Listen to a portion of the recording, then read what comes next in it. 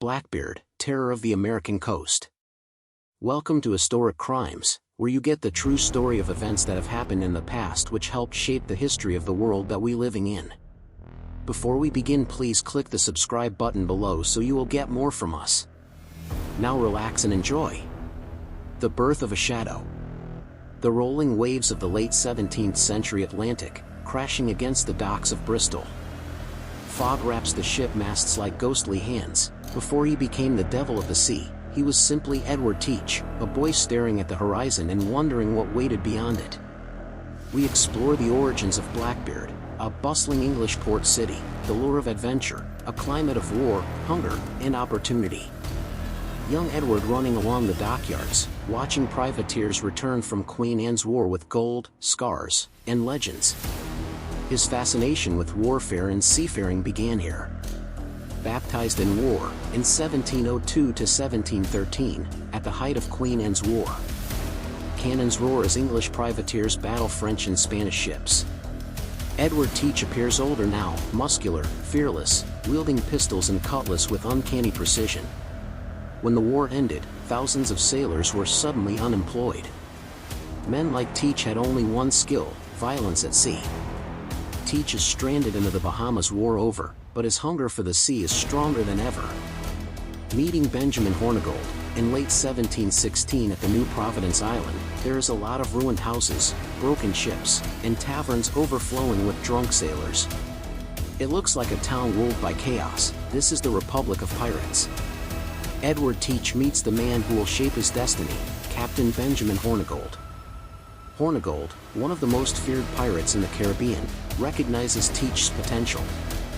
Teach, take her. You're a captain now. Edward Teach smiles, not the smile of a man, but the birth of something darker. The French prize, on the warm Caribbean waters of late 1717. The sun glints off a massive French slave ship limping along the sea, La Concorde. Blackbeard's small sloop stalks the giant like a wolf circling a wounded bull. This moment would decide the shape of piracy along the American coast for years to come. Teach and his crew launch a terrifying assault. Grappling hooks fly, pistols flash. The French crew, weakened by disease, surrender fast. Teach pacing across the ship deck, studying its size, the French captain trembling as he hands over the keys, pirates cheering as Teach announces the refitting of the ship. He renames it with a grin, Queen Anne's Revenge, a warship born of terror. Building the monster, we see a montage of the ship's transformation, cannons rolled into position, black flags stitched by pirate hands, fresh powder kegs stacked in the lower decks, Blackbeard testing new pistols. Blackbeard turned Queen Anne's Revenge into one of the most heavily armed pirate ships ever to roam American waters. It wasn't just a ship, it was a floating declaration of war. Blackbeard crafts his persona: braided beard, smoking fuses, dark coats lined with pistols. He now answers Blackbeard, a character designed to live in nightmares. Blackbeard stands at the ship's bow during a storm, rain pounding his hat, lightning illuminating his devilish silhouette. The American coast begins to tremble. Now fully armed, Blackbeard sails north toward the American coastline with 300 men and multiple captured ships. Along the outer banks, he seizes fishing vessels, burns resistance ships, builds hidden anchor points off the coast of Virginia, attacks tobacco ships, stops coastal trade, forces merchants to pay tolls for safe passage. In North Carolina's waters, he befriends corrupt officials, trading stolen goods for protection.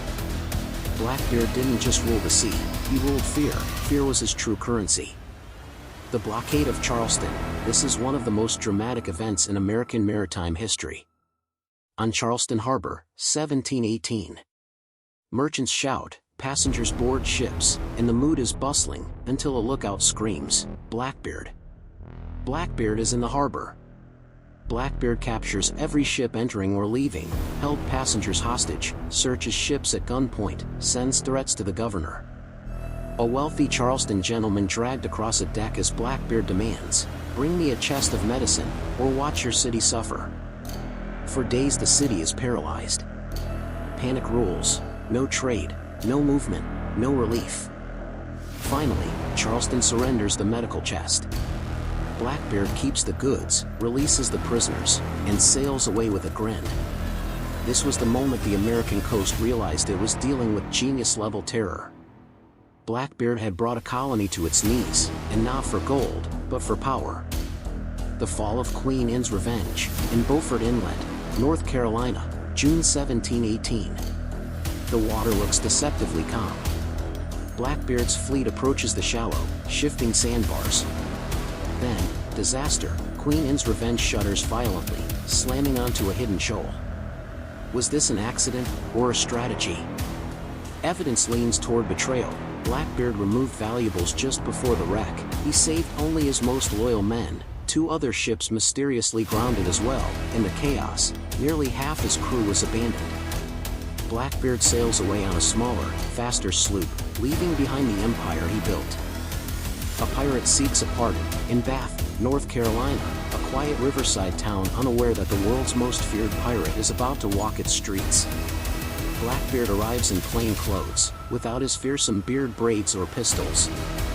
He visits Governor Charles Eden, who offers him a full pardon under King George's Act of Grace. Blackbeard shaking the governor's hand, the governor's council exchanging uneasy glances, local townspeople whispering as he strolls calmly through markets. Blackbeard wasn't just a warrior. He was a politician when he needed to be.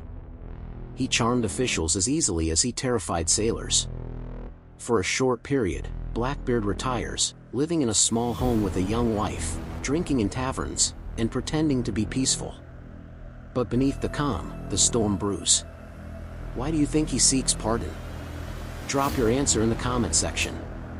Corruption in the Carolinas. Blackbeard begins trading illegally with local officials, selling stolen sugar, moving smuggled rum, bribing customs officers, hosting lavish feasts aboard anchored ships. Governor Eden receives a cut of every illegal shipment. There are secret meetings in candlelit rooms, crates of stolen goods carried quietly through marshes, Blackbeard laughing with a cup of rum as corrupt officials drink with him. He didn't need to terrorize the coast, because he now controlled it. But this uneasy peace would not last. Return to terror, Blackbeard's resurgence. Growing restless and greedy, he returns to piracy with a vengeance. He assembles a small but elite crew aboard a fast sloop named Adventure. Off the coast of Virginia, he stops merchant vessels, forces captains to surrender cargo, slashes rigging to leave ships helpless. He uses shallow waters to evade naval patrols, hides in secret coves, raids vessels traveling between colonies. He blocks channels and extorts fishermen. Blackbeard boards a ship with only 12 men and still causes the captain to drop to his knees from sheer terror. Merchants complain to officials. Governors write angry letters. Rumors spread, Blackbeard is back. The American coast trembles again. Virginia strikes back. In Williamsburg, Virginia, late 1718. Governor Alexander Spotswood slams his fist on his desk as complaints about Blackbeard pile up. His council urges caution. Blackbeard is in North Carolina territory. Spotswood growls, "Then we go into North Carolina." He secretly hires Lieutenant Robert Maynard of the Royal Navy, 2 military sloops, Ranger and Jane, dozens of hardened soldiers. Spotswood risked war with North Carolina to stop one pirate. That shows how dangerous Blackbeard had become. The net tightens. Dark storm clouds roll over the Carolina coast, waves around Ocracoke Island, a narrow and treacherous hideout known only to the locals, fishermen, and pirates. Blackbeard's sloop, Adventure, sits anchored in the calm lagoon behind sandbars. His men lounge on deck. Music plays. Rum flows. They believe themselves untouchable. Meanwhile, 2 Virginia naval sloops, Ranger and Jane, creep silently through the night, guided by lantern-covered posts and a local pilot who knows these waters. Maynard knew he couldn't face Blackbeard ship to ship. Queen Anne's Revenge was gone, but Blackbeard's crew were warriors. The only way to win was surprise. Maps, animated overlays, and reenacted planning scenes in Williamsburg show Maynard plotting: approach at night, keep all lights hidden, strike at dawn, force Blackbeard into close combat. The trap is almost set. The last night, torches flickering on Ocracoke Island. Music and laughter echo across the water. Blackbeard is hosting one of his infamous feasts. In his final night, a whole hog roasting on shore, barrels of rum rolled into the sand, pirates singing sea shanties, locals joining the party, Blackbeard telling wild stories, pistols laid on a crate beside him. He drinks deeply, laughing, boasting, but with a subtle tension behind his smile. Good rum, good song, and tomorrow we sail. Little does he know tomorrow will be his last day on Earth, because Maynard's sloops anchor just miles away, silent, waiting. Dawn on Ocracoke, the hunters arrive. Lieutenant Maynard orders his men into battle positions. Muskets checked, cutlasses sharpened, powder horns filled, silence maintained. Fog hangs over the water as the sloops move in slowly. Blackbeard's lookout, still groggy from the feast, spots sails emerging from the mist. He stumbles, drops his spyglass, and shouts, "Sails!" 2 ships. Closing fast. Blackbeard jolts awake. His men rush to arms. He peers through the fog, squinting at the approaching shadows. Warships, but too small to be Navy frigates. Whoever they are, they're coming for us. The chase is on. The dance of death, pursuit among the shoals. Blackbeard knows these waters better than any man alive. He uses the shifting sands of Ocracoke Inlet to his advantage. He orders sails up and weaves through dangerous sandbars at high speed. Maynard follows, but carefully. To force Maynard into the shallows, Blackbeard fires warning shots, cuts across risky channels, tries to ground the Virginia sloops on hidden shoals. One of the sloops, Ranger, hits a sandbank and is forced to stop, unable to move further. This leaves only Maynard's ship, Jane, to continue the pursuit. The odds narrowed. 1 ship against the most feared pirate alive. Blackbeard grins, fearlessly turning to confront them.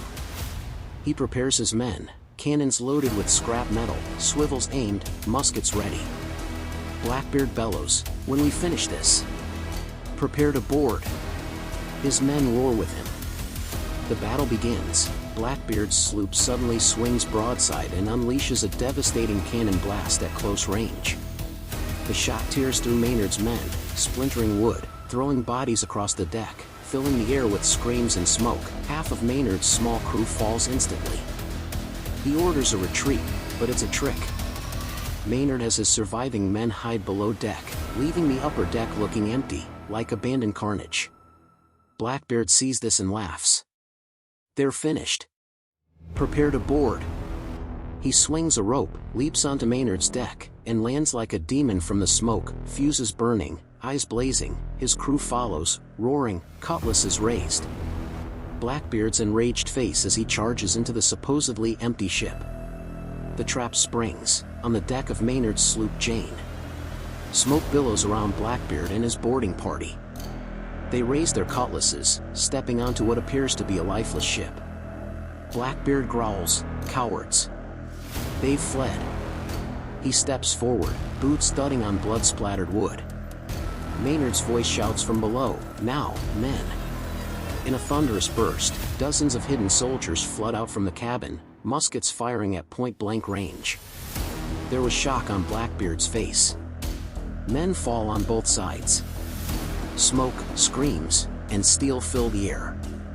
The fight erupts into pure chaos, pirates swinging pistols as clubs, British sailors thrusting bayonets, cutlasses ringing, blood staining the deck. Blackbeard roars, firing pistols in both hands, smoke curling around his beard like a dark halo. He charges straight toward Maynard. The duel, the battle quiets around the two commanders.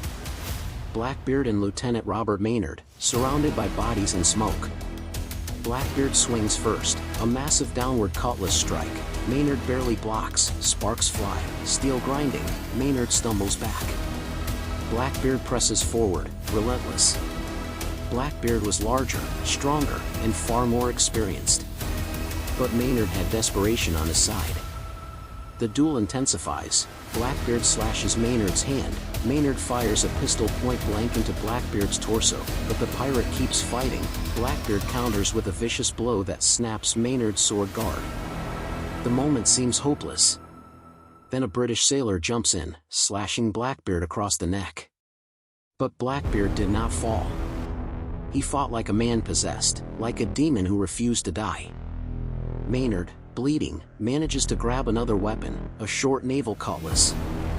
He swings with everything left in him. Blackbeard staggers.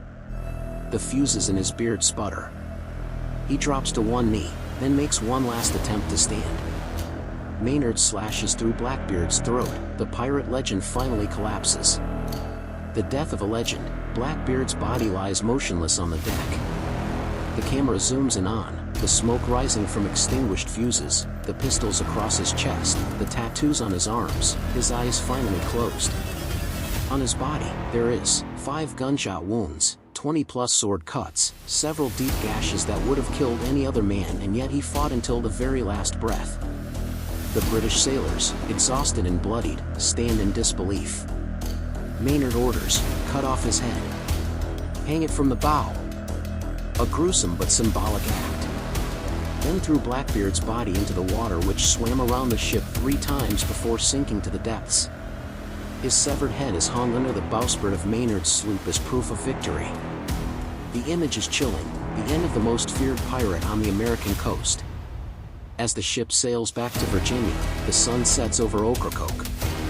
The waves roll gently, as if the sea itself pays respect to the fallen giant. Legacy of fear, his reign lasted only about 2 years, but he changed the entire Atlantic trade system. His name became a symbol of pirate terror, his legend grew larger in depth and in life. Maps of his raids, artworks of his fearsome appearance, remains of Queen Anne's revenge discovered centuries later, his skull's rumored resting places, modern pirate flags inspired by him. Blackbeard was not just a pirate, he was a master of fear, a man who understood that terror is a weapon sharper than any cutlass. His story did not sink beneath the waves.